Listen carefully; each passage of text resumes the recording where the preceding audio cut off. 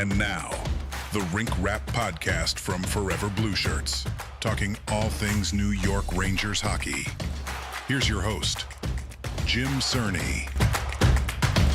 What's up, Blueshirts faithful, and welcome to the Rink Rap podcast. I am Jim Cerny. This week, we're joined by Russ Cohen of Sportsology, and of course, you hear him all the time on Sirius XM. This summer, doing a terrific job with that. We're going to talk some Rangers, Metro Division, and there's a ton of crap going on in the NHL this offseason. It's been pretty much a wild offseason, and smoking hot as well, because I have sweated more, I think, this summer so far, Russ, than you or anybody else can imagine. Not to make this too much of a personal thing, but man, it's been hot and humid in the Northeast. And like right now, I am just roasting. It looks like you're sitting in the comfort of air conditioning. I have no air conditioning in my office. Oh, no, that's not a way to do it. I will tell you, I have probably sweat more this summer than when I was at University of Houston, which had humidity that was worse than Long Island when I lived there. That was the only other time. But now the humidity this summer has matched that at least. Yeah, it's been nuts. So anyway, yeah, that's hot. What's not hot, of course, is our New York Mets. And we could do a whole show. Don't get me started, Jim. You and me, man, we are in the same boat here. We die hard, grew up, Met guys and everything. I'm not blind. But holy hell. Yeah. Holy hell, right? It's bad. It hasn't been this bad in a while.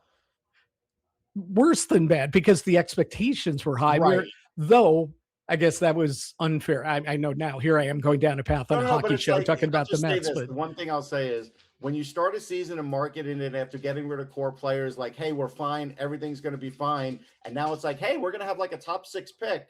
That's a Jets move, and that's not what the Mets usually do.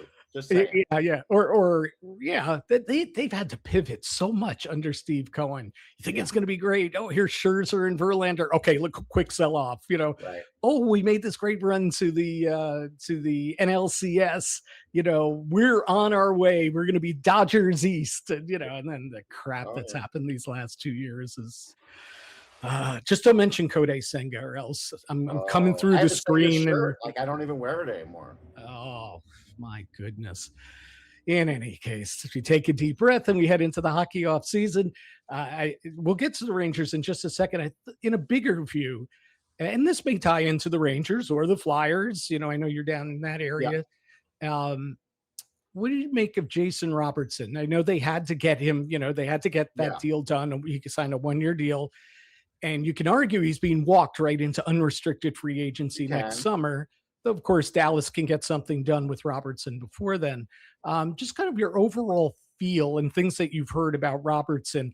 He seemed to want to stay in Dallas, this year. He rejected that one trade, right? So what do you think? How do you think this all plays out the next year plus? Yeah, I think he wanted to stay. And knowing Jim Nill, he's really loyal, right? Like he said, I'll never trade Jamie Benn, and he hasn't.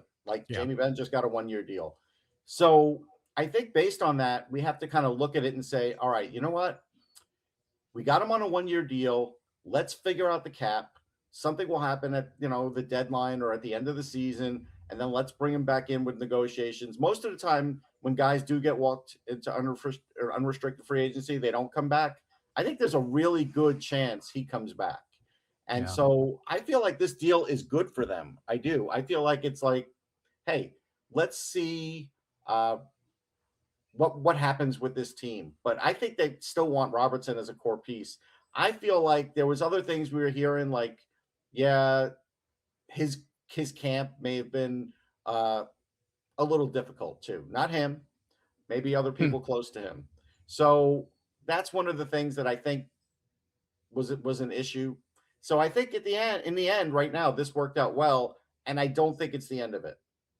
Yeah, it's you mean the end of the line, like he's never coming back to Dallas after this season.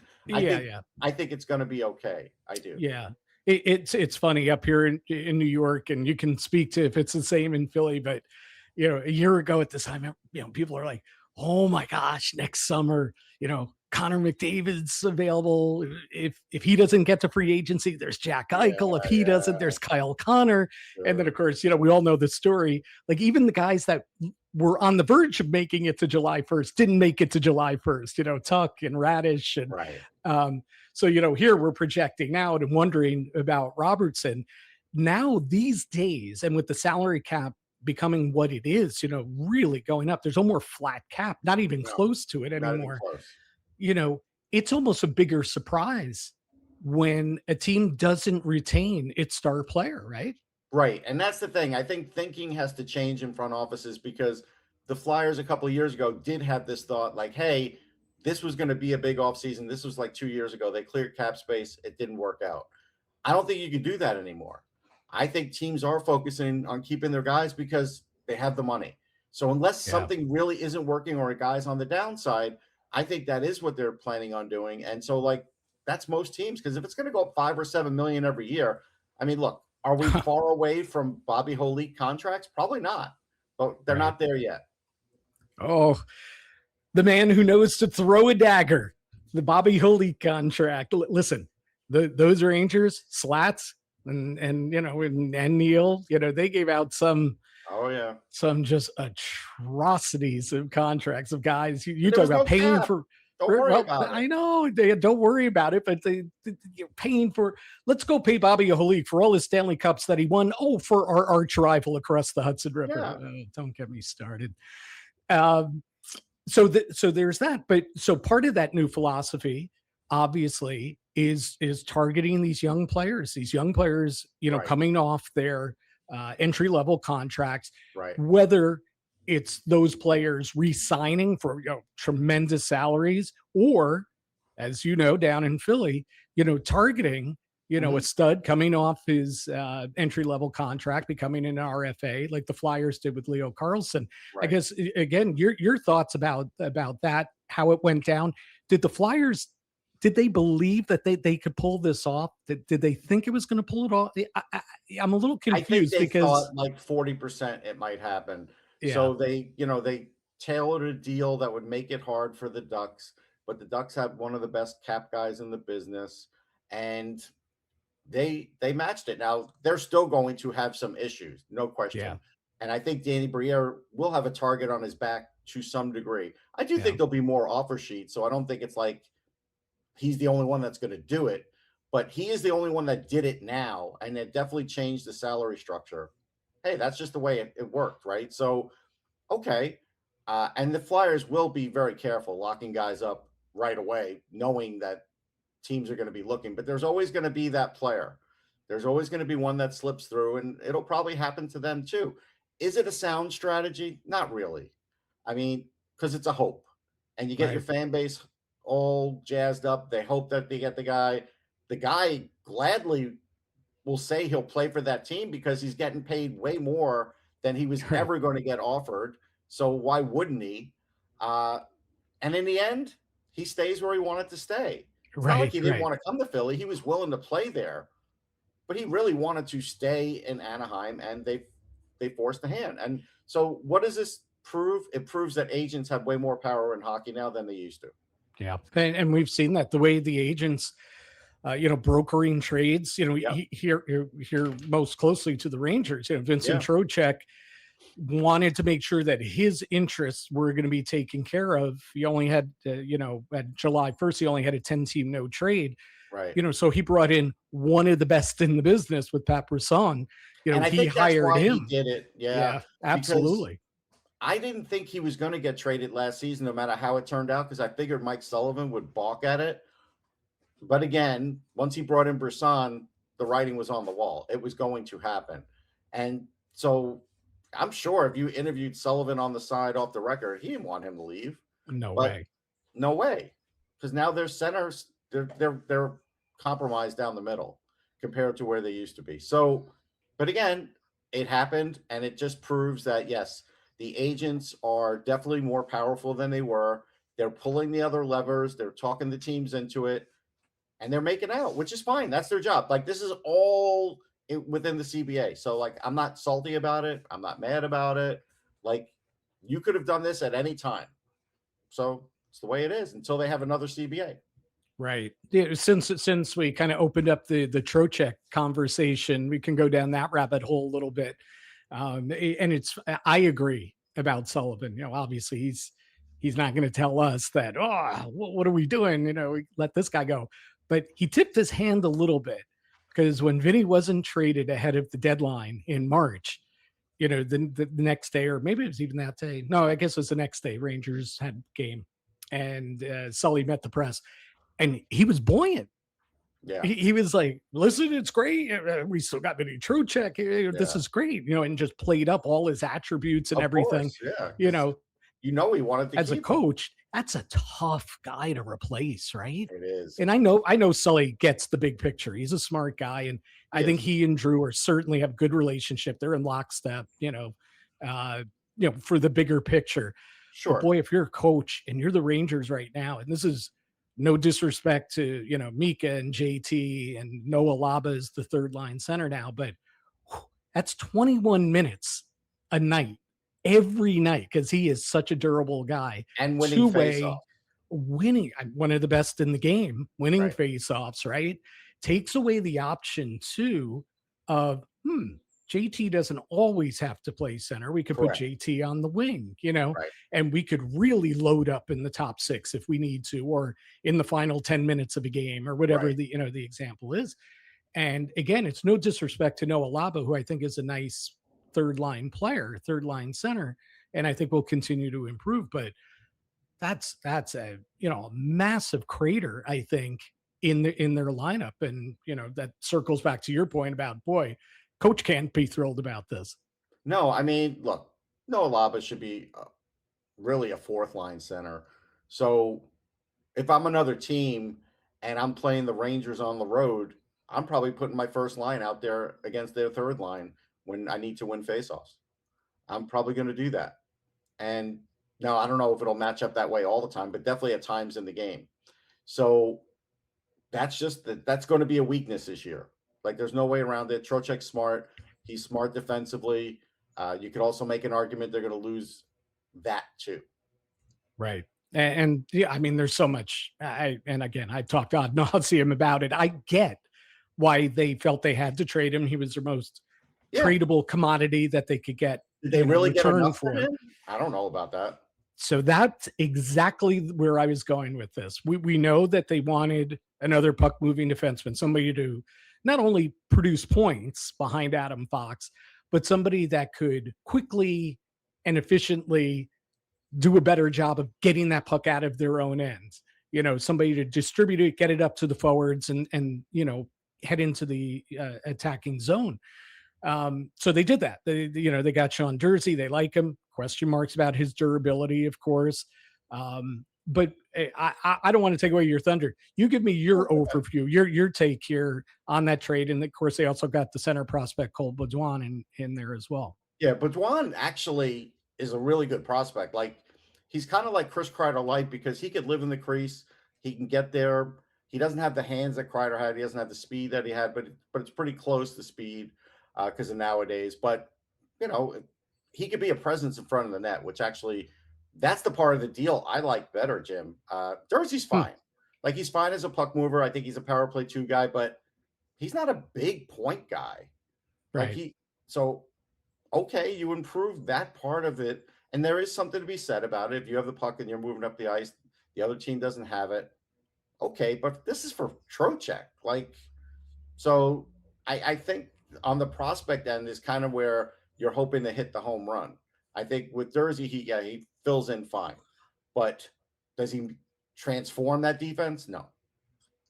So let's go back to Beaudoin then. What we hear about him, and obviously when he came up, and he's and by came up I mean entered his draft year, right? And since then he's really fostered that reputation as a gritty, a gamer. Like, everybody says, anybody I've talked to, anybody in the game, anybody that's a scout, they say he's going to be an NHL player. Yep. But his skating could hold him back. Not sure he's talented enough to be a regular top 6 guy. He might be able to, He's like plug that in middle here six and there. guy to just steal that term. Right. And is that what you see as well? Again, Yeah. not seeing him every day, but from Yeah. what you've looked into him. No, and that's what I see. And I don't think I mean, again, I think sometimes people get carried away with speed and whatever. I don't think his skating's bad.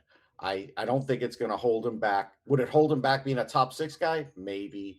But that's really not what's built into his DNA. So I think, yeah, the grittiness, the fact that he is a physical freak will help.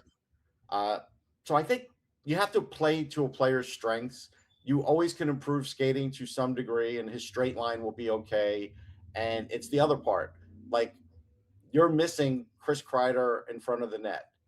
Even if fans didn't like what they saw out of him after a while, the team was demotivated. Like, it just got demotivated for everything that happened. We're not going to go through all of that again. Everybody knows. But they lost Chris Kreider in front of the net. They lost that power play guy in front of the net, that 5-on-5 guy that'll go to the net. And so you're hoping that he could do some of that when he's up. And so I think that's where maybe they get that back, because that's something where the Rangers didn't recover that. They didn't have anybody to replace that. Yeah. Though I will say, down the stretch of the season, part of Alexis Lafreniere's kind of rise down the stretch of the season was, wow, he's in front of the net all of the time now, especially on the power play. And there were a lot, the rebound goals. He actually showed tremendous hand-eye coordination with his deflections. Great hands. He's always had great hands for deflections and stuff. It's really weird because, like, I guess I was part of the folks that saw what he did in juniors and thought it would translate, and he had to turn himself into a different player. I think the part that, like, I missed on was, he just was never going to get fast enough to be that same guy doing the same things he did in junior. So now he had to sort of get a little tougher, get grittier, get closer to the net. And he's been doing that the last few seasons. And that's why I think the team hasn't given up on him, because now he's kind of reformulated his game.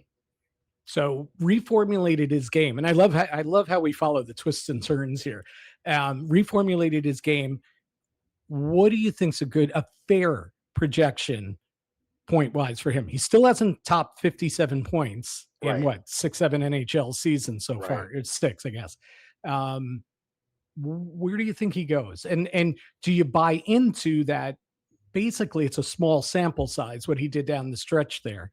Do you buy into that? And do you think he's still capable of being a 70-point guy? Not 70. I think 60 is the limit now. I think we're seeing Sullivan figuring him out. Probably taking him aside and saying, this is what your strength is. I want to play up to your strengths. And I think that's what started to happen. And if he does that, I think 60 is where he's at. Okay. One of the other guys, talk about crazy debates. I don't know if you saw this podcast, and I'll give them the plug because it's to their credit. And we wrote about it on the site the other day, but the Athletic Hockey Show, they had all their prospect gurus on, and Chris Peters joined them and everything. And it ended up basically like anybody that's a wrestling fan, it was like a battle royale. Except in this case, it was 3 guys pouncing on one guy. Corey Proman just is not a Gabe Perreault guy. Thinks he's never I've chatted with him about and never has been. And he points to size and skating ability and all that. So Scott Wheeler has him as the number 19 prospect in the NHL, players under the age of 23 that he, and I put this in air quotes, aren't yet set in the NHL. They haven't quite earned their full-time role yet. That should change this season. You could argue if Perreault should even be on that list, but okay, he's on that list. He has him number 19 in the entire league. And Pronman's like, okay, come on, he doesn't even play a premium position. He said, I'm not even sure he's a top 6 guy. And he's really running him down.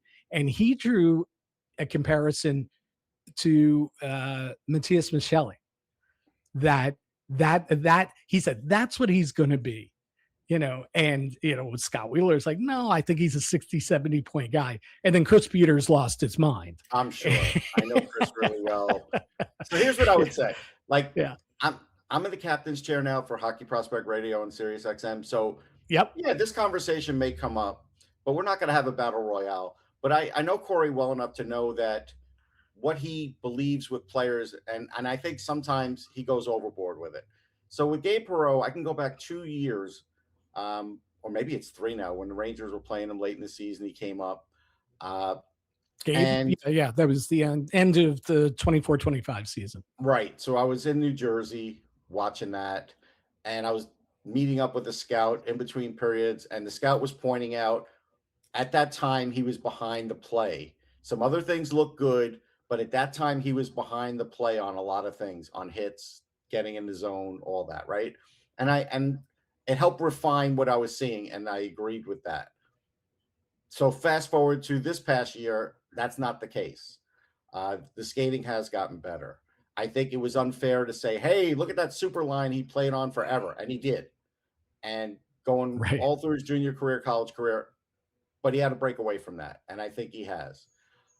I look at him now. I looked him up the other day. I think he had 27 points, something like that. But when I saw him, I saw more of that player that I saw in junior hockey when he was on that super line. But now he sort of looks like he could drive it a bit.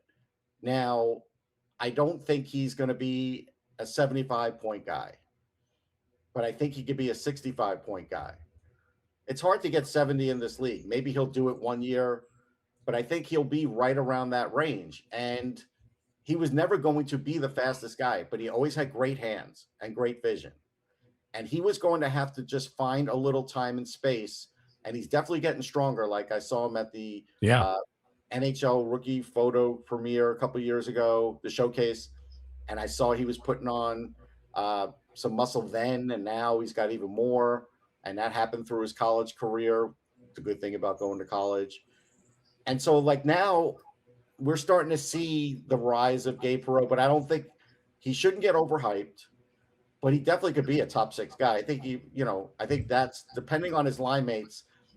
I don't care if you put him on the first line or second line. It really depends on his line mates, but there's some things that he can do to make a line better. And I think now he's found that little bit of extra room. He always had a great shot. He had these other abilities, and now the foot speed's catching up. So now that the foot speed's catching up, he's not behind the play. And I think that's a big thing.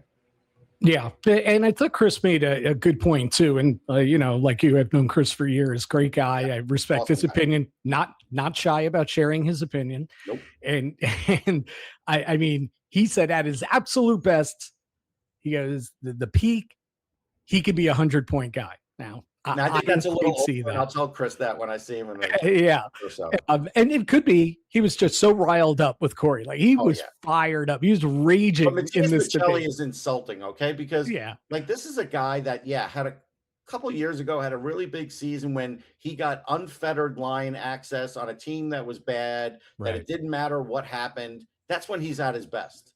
Right. Last year for the Leafs, and I told people this when they picked him up, he wasn't going to do anything. But then when the season was over, he started to play a little better. Like when, and it's like, you don't want this guy.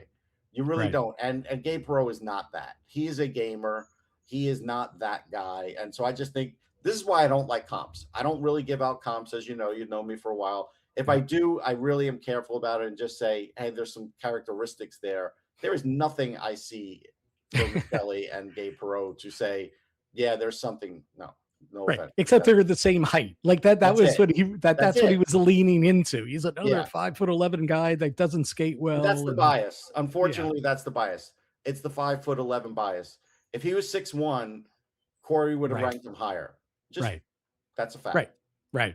But the other thing Chris pointed to, and it's something that for years since the Rangers, selected him, and I followed Gabe Perreault and interviewed people about Gabe Perreault. People, always touch on his high hockey IQ. Yep. As the key ingredient to what makes him a special player, and a future NHLer, and now he is an NHLer.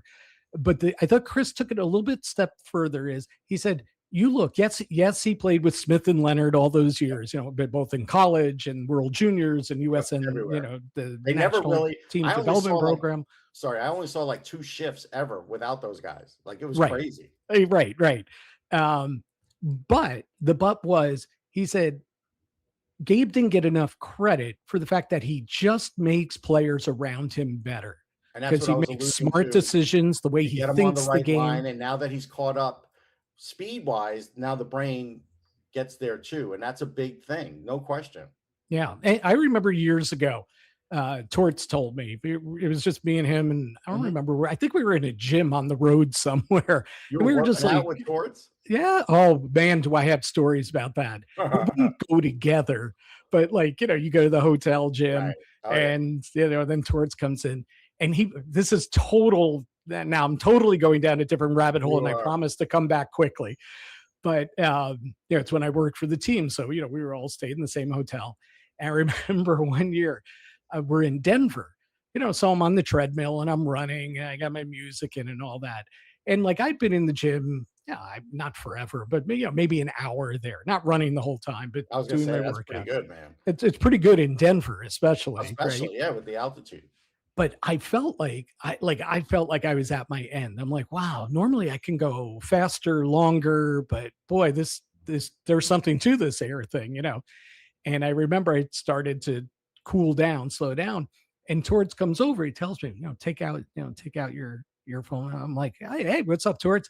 He goes, "Yo, I'll leave out the F bombs that he included in there. He goes, yo, what are you doing? Let's go. Come on, you push it, kid. Push it. Let's go. How long have you been in here? How long you been? Come on, finish strong, And meanwhile, I've been in there for an hour. I'm sweating. Did you tell him you were there for an hour, or you didn't even tell him that? Of course I did. I mean, he's just giving it to me. I'm like, look at you.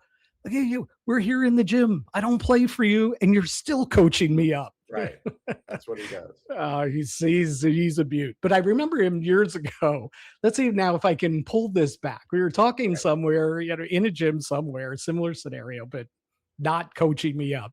But we were just talking hockey.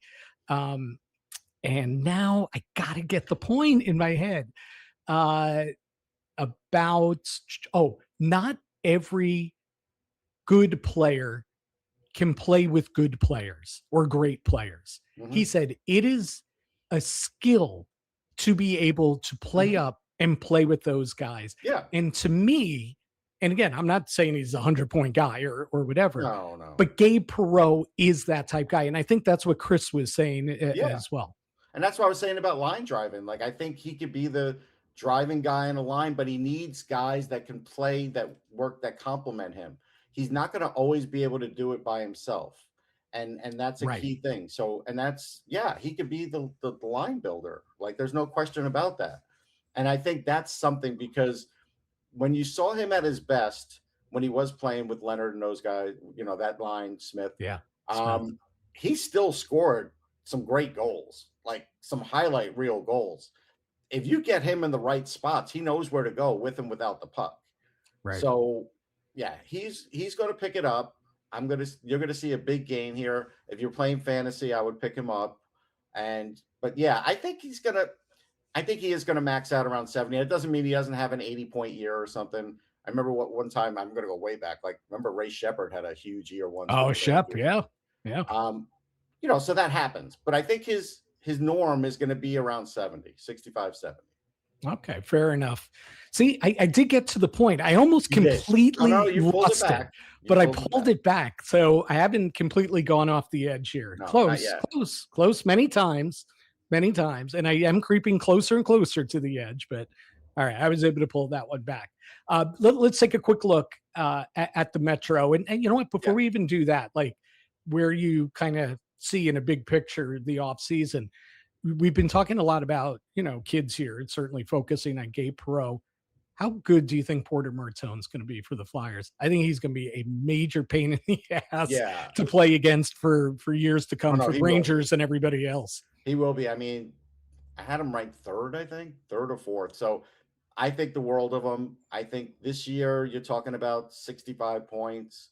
I think you're talking about an 85-point guy. I think that's what you're looking at. He's got he has a really good shot. He always needed that little bit of space. He's got that. If he picks up his speed a little bit, he's going to be tremendous, but he's smart. He can be tough. He is a guy that you want on your line because he's going to outthink the opposition. He knows how to get to the net when he has to, but he can score on that wrist shot too. So he becomes really dangerous. He's a really good passer. knows how to play defense. He's going to be a terrific player. There's no question about it. But he's also a really good guy. Like at the draft, it was interesting because he had been drafted, and I was sending out videos, doing whatever as I normally do, and he knew that I covered the Flyers, and he, I was in front of him after he got drafted, and he was like, "Hey, the Flyers are on the board now," and I was like, "Oh, they traded up." He told me. I had my head down, so I walked over and I'm watching it with him, and it's when they picked Jack Nesbitt, and we're both watching it together, and then I interviewed him about Nesbitt after. But that's how invested he is. And he was just like, "Hey, dude, don't miss this." And I thought that was tremendous. That's great. It was. It says something about the kid for sure. It really does. I mean, that's the way he is. Like, that's the attention to detail in every facet of the game is what's going to make him successful. Right. It's interesting. And we talked about this with Beaudoin too. And he's not as skilled or as talented as Border Martone, of course. And I'm not drawing that comparison. Yeah.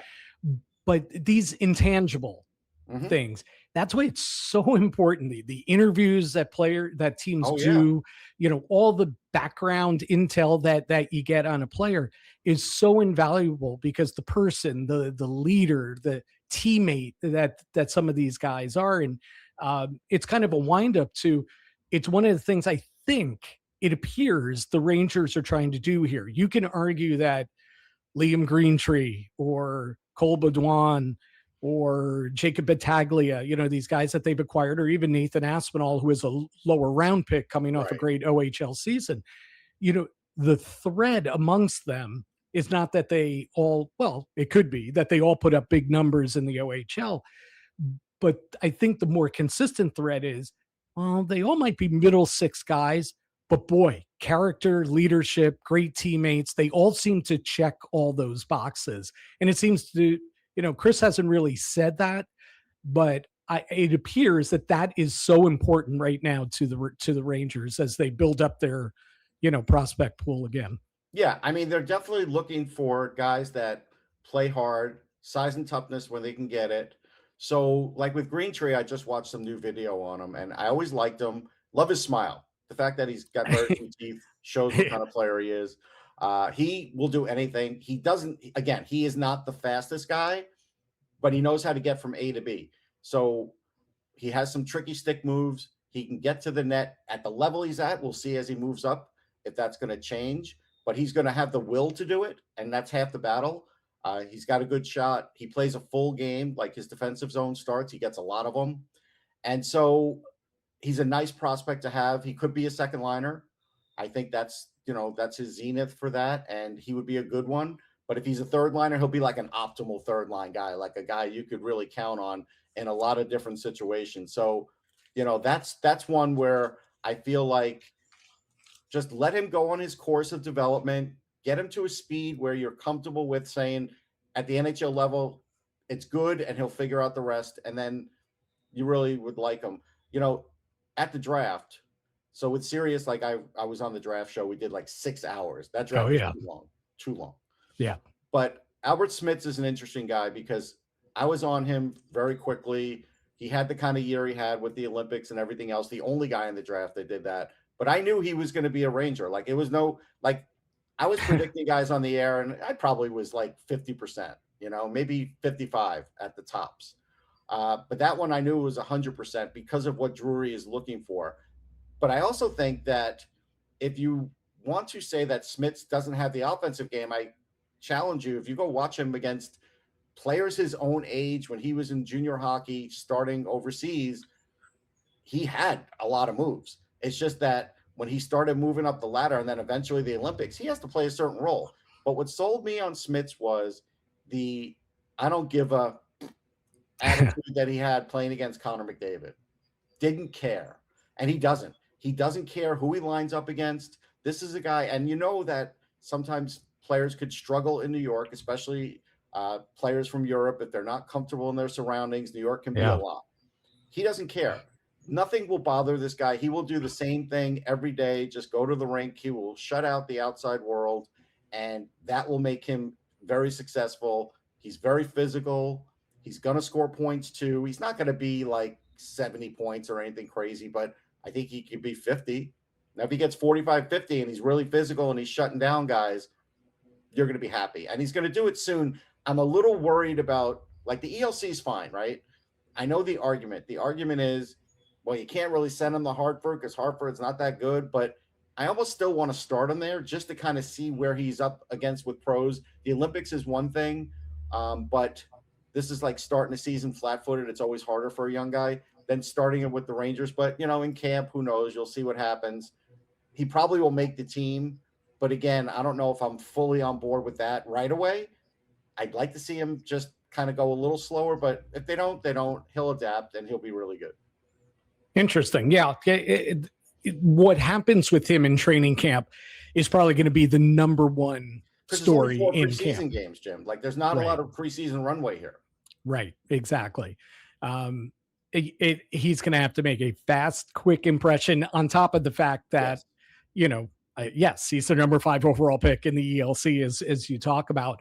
Let him work up. Start him on the third pair. Like, don't start. Oh, for sure. Yeah. Do not do it the other way. Don't just hand it to him. Right. And I think that's why they, went out and they gave up a first round pick to get Marcus Pettersson here, guy who Sully knows really well from Pittsburgh and all that. I like Marcus. I remember him in his draft year. He's solid. I think that was too high a price, but okay. Right. But I think it's in part to guard against. Let's not push this kid. Let's No, and that is a smart move to do, because there could be a point where it's like, all right, let's just back up a little. Let him get 20 games down there. And then I know fans are worried, like, hey, Hartford, you don't want him to touch Hartford, but you know what? It's better to touch Hartford with their people around than to just rush him into the NHL. Right. And I think the other point to make about Hartford now, and listen, it was terrible the last 2 years. You think it was bad in New York. Disaster is the only word you could use. Right. It was a disaster in Hartford the past 2 seasons. That said, they have improved the pipeline in the pool, and it's going to be a lot of younger players that you want to see down there, right? You want to see Greentree. You're going to want to see Aspinall. Yeah. Hey, can Scotty Morrow, can he refine his game? Morrow's an interesting one, because there's offense in that game, but the rest has to get worked on. And so it is interesting to see what'll happen with him. Right. And so I don't think it's a bad thing at all if he goes to Hartford. To me, it's not a disaster. I know what the key is. The key is the Rangers have all these new player development guys, and some of them were fine, but some of them don't really have a background in it. And just because you're a former player doesn't mean you're going to be good at player development. Like, it's not a straight line. Right. So that's going to be a big part of it too. Right.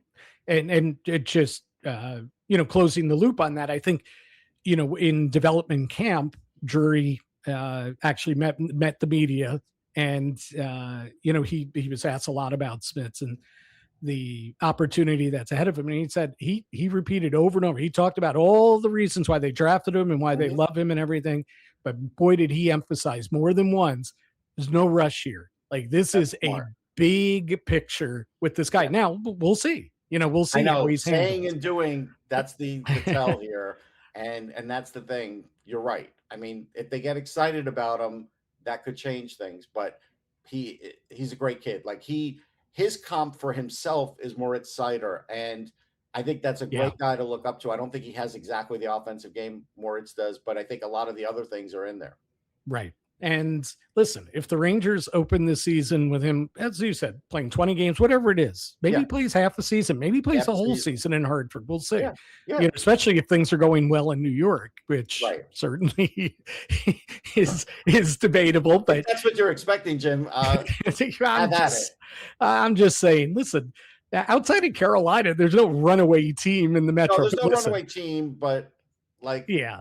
And Shesterkin was tremendous. Like, we have to say, on a mediocre team, he was really, really good.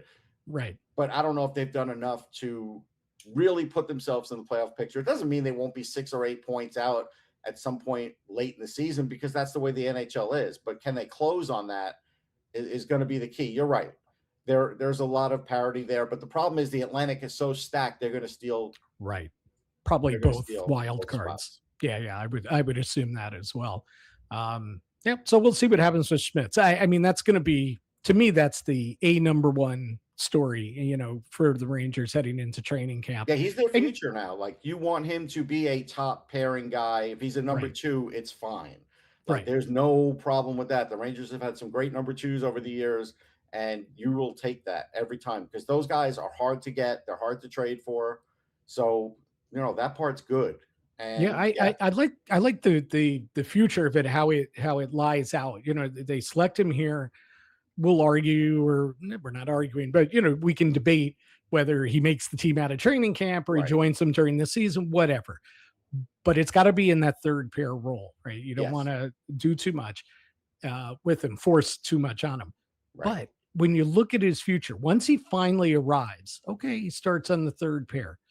But then you put him up in the second pair, and who's he playing behind? He's playing behind Gavrikov, who's a pretty good guy to learn from. Oh, yeah. Not to similar games either. No, and a little more offensive, though. Definitely. Yeah. But then at some point, Gavrikov, he'll be into his 30s, and let's say he gets to 32, 33. The kid's only going to be 21 at that point. Yep. And probably ready to be on your top pair, and they can flip spots. Yep. And Gavrikov at $7 million, especially the way the cap's going up. Pennies, nothing. It's still a top four guy, but now you take. I'm not saying for anybody, folks. I'm saying for a good defenseman, that's cheap. Yeah, absolutely. Like 6 is almost the baseline now for a starter, which is crazy. Yeah. Like Braden Schneider is going to get, he got 5.5 this year. And then unrestricted free agency. I think that was 2 years away. And I don't understand that with the Rangers. I'm going to push for Schneider here because I think there's a reluctance there. Oh, and that's why they didn't give him any term. And I think that's a mistake. I do. So there's no question that they're not sold on Braden Schneider. And this year is going to be, I believe, the determining factor. Either he's going to get moved. He's an RFA, again, arbitration rights next summer. Yeah. He's a UFA in 2028. So it's time to, shit or get off the pot. When it gets the day. They weren't sold on Keandre Miller, and he just hoisted, right? So yes, he did. Yes, he did. There he is, twisting the knife again for you blue shirts. And listen, I understand there is a point where sometimes you have to get out of New York, and I think Miller may have been at that point. So I'm not going to totally bury them on that. Right. But you got a kid here that could easily find a spot all the time as a regular for a very long time. And I think that's up to the coaching staff to find the right spot for him because he is physical. He does have some offense in his game. So figure out who he pairs best with, but don't give a chance to another team to get him. Yeah. I don't understand that. Yeah. I think too, they have his rights right now, so it's fine. Right. And I think the Rangers, I think they see him, and I know Durzi is now, the second pairing guy. I think they view his ceiling as that, because when he filled in for Fox last year, Fox missed 27 games with injuries, and he had to go to that top pair role. I mean, it was a disaster. He's not that guy. He wasn't that guy, and it wasn't pretty. No, but when he's in that second, or he's back to the third pair again. He's a really good third pair guy. Yeah. But again, you got to get the right partner too. So it's going to be curious. If you start with Robertson, that's probably, I think it's going to go that way. Eventually it'll be Smits, maybe Fortescue down the road when Smits establishes himself. He's a very solid third pairing kind of guy. Right. So that there are options there that hopefully he helps elevate their game. They help elevate his game as well. But you're right. They're not sold on him. They still need to figure it out. And that final decision has not come yet. I was a little surprised at the $5.5 million though. Yeah, I'm not. Because again, like I said, it's almost $6 million now for a starter. That's he's regular. He plays every night. He plays every game. His minutes were way up last year. No, top PK guy. Yeah. Right. Yeah, definitely a PK guy. I wasn't surprised. I do want to mention, I think the Islanders this summer, I don't think Matthew Darch did much at all. He didn't? I mean, and I think it's a problem. I think the fan base, it's a problem for the fan base for sure. And now this team is going to have to show that somehow they're going to be much better. And look, I love Schaefer. Like when you were talking about the interview process and everything, you talk to Schaefer, you're instantly sold on this guy. He's the greatest kid on earth, especially with what he's gone through. But it doesn't mean teams aren't going to start game planning against him like crazy now to try and get that point total down, like get his impact on the game down. That's going to be a little bit of a battle for him, I think, this year. And I just don't know if they've done enough to be even close to a playoff team. The Anders Lee loss in the locker room is huge. Huge. It can't be, we talked about what the Rangers are losing with Trocheck, who's a little bit younger, but he has a lot of those attributes. They're different players, different size. But Lee is even more cemented into that culture. Correct. Yeah. I mean, he was a lifelong Islander, longtime captain. No question. Who do you think they replaced him with the C? Did they give it to the kid already? Not yet. I think it tends to be the trend, though, in the NHL. I know it is the trend. If they were smart, they would go without one this year and then give it to him next year. Let him get through this sophomore season. If you're going to put that C on him, you don't want it to weigh on him. So I'd wait on it. Yeah, I would. It's probably. I was going to say probably that's probably a good call because if there's any backsliding in his numbers, and listen, there very well could be because he had put up such incredible numbers as a rookie, right? Yeah. So even if he backslides a little bit, even if he plays well, but the numbers aren't quite the same, and he's wearing the C, it's because the C, it's wearing him down, and keep it off him for a year. That's what I would do. I was going to say with the Devils, it's interesting now because we see these Dylan Larkin rumors, like maybe the Devils are in the game here because Luke Hughes, the Hughes brothers, Jack Hughes, they're all friends with him. So maybe there's a chance with that. They need something, but I don't know. I like Sonny Mehta. I think he's good. I don't believe in this goaltending tandem that they have for this year. Do not get that. For this year, I do not believe in it. Yeah. How many games can you really use Jake Allen at this stage of the game? Yep. So I think that's a problem. I thought they were going to get Hellebuck. Maybe they will still get him if Winnipeg has a bad season, but I don't know if they're going to have a bad season. So we'll see how all that plays out. But if they got Larkin, it could cover up some mills. So it'll be interesting to see if that ever materializes. They need something because right now I could never pick them for the playoffs, even though they have talent on that team. Yeah. There's talent for sure, but the goaltending, I just don't get it. I'm not saying that, they should have kept Markstrom. Up and coming, but he's not there yet. And your backup is probably one of the older backups. Right. Who's going to probably have to play a lot more than he's been playing.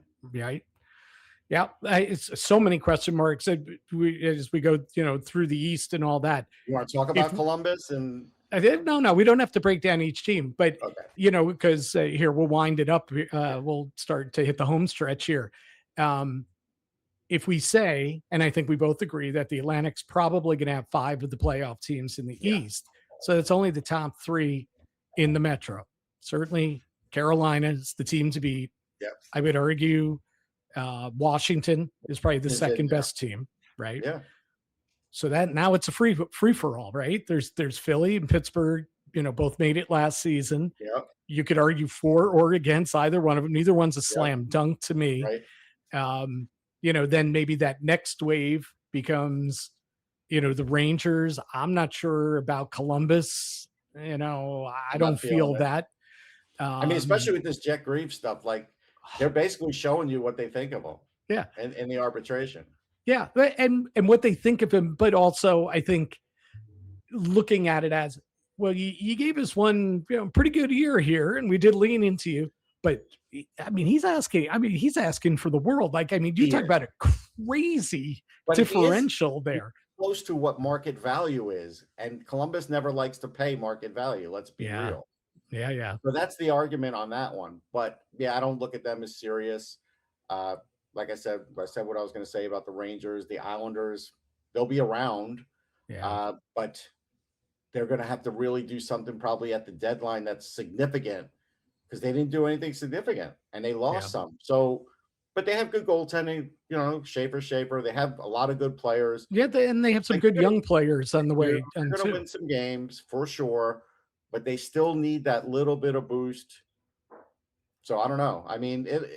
there's probably going to be 3 or 4 teams fighting for the one spot, because I can't imagine Washington missing now with everything they've done. Yeah, I agree too. And from the goal on out, Right. that is a really good team.